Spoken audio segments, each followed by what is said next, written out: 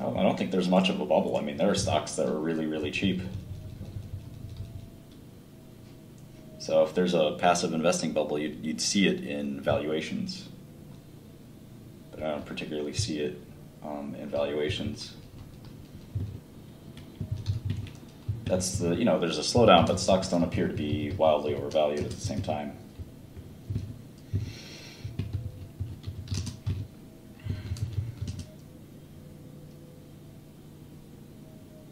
Sizing, entry, exit, those are all tough questions. Lifetime of experience, and quite frankly, I'm just not that very good at it. I mean, I try to have equal weight positions.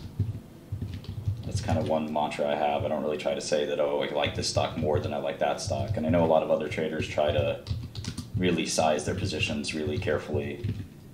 Now, again, what I try to do and what I actually do are often two different things. So I do have different size positions, but I think the ideal world is you actually kind of have equal weighted positions. Very few people can actually tell ahead of time what their best stocks are going to be or not going to be. And so you just introduce risk by pretending that you know that this should be a 5% position versus a 2% position, that you're subjectively, that you know ahead of time, and that you want to adjust those positions every second, and just be happy that if you have any alpha at all. It's my opinion. Stop worrying so much about these little adjustments that'll probably distract you more than help you. I don't know, I hope that helps. That's just my perspective.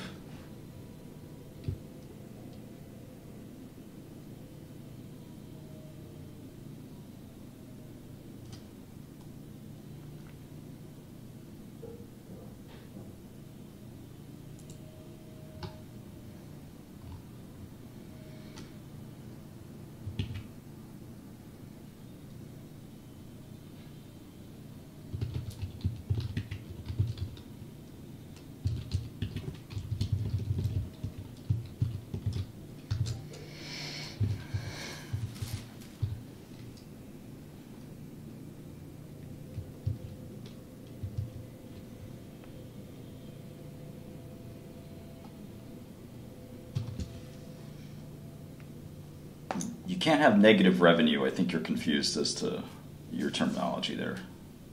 Negative revenue doesn't exist. So you have now revealed yourself to be a noob.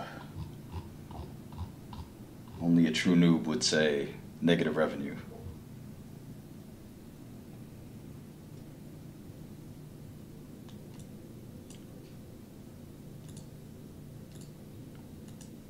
Imagine having negative revenue. Can you even imagine it? How would it work? I'm sorry to rip on somebody. I haven't heard that one in a while. I hear a lot of dumb finance stuff, but negative revenue.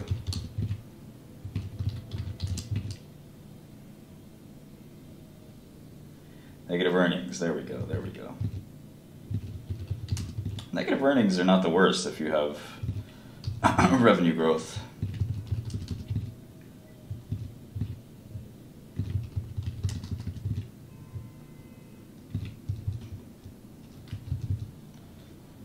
But yeah, I mean, a lot of those super bubbles have been popped. Like, if you look at Beyond Meat or something like that, most of those companies have kind of popped pretty hard.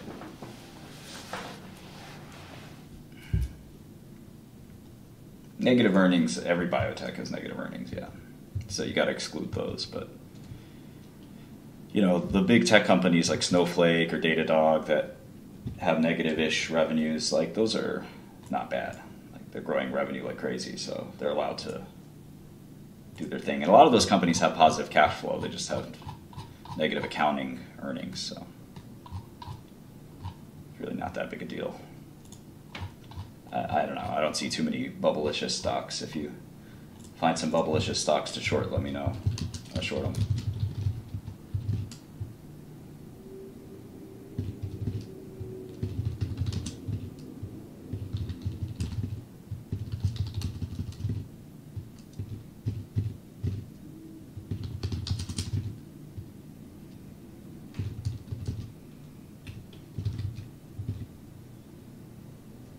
like how Google itemized their European Commission fines.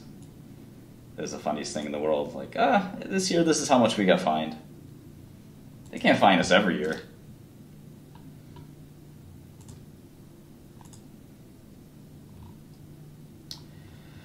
MasterCard and Visa are weird. They're very weird stocks.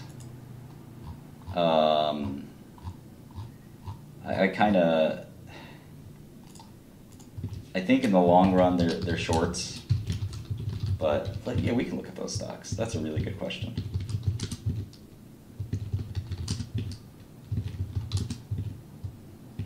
And I don't think that's quite the quote-unquote PE, but that's a good question.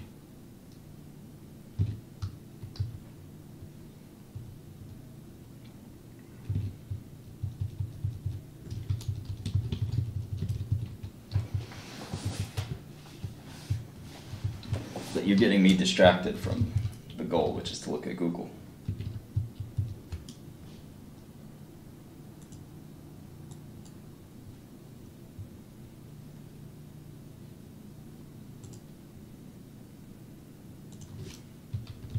Yeah, I'm not following the M&A emergency of whether or not Activision will be able to be merged into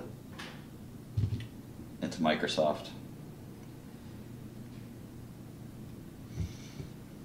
All right, so this model shows 67% upside for Google, but it includes a lot of revenue growth. And most recently, Google revenue has slowed to a crawl, so they may not get this revenue growth.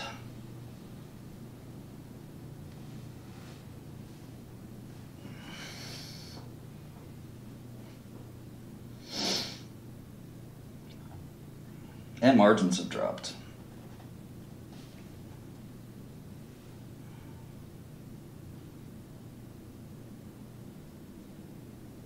The market's obviously really afraid of OpenAI and other other sea changes. So they're giving Google a 13% discount rate on this model versus maybe what they deserve, 6, 7, 8%.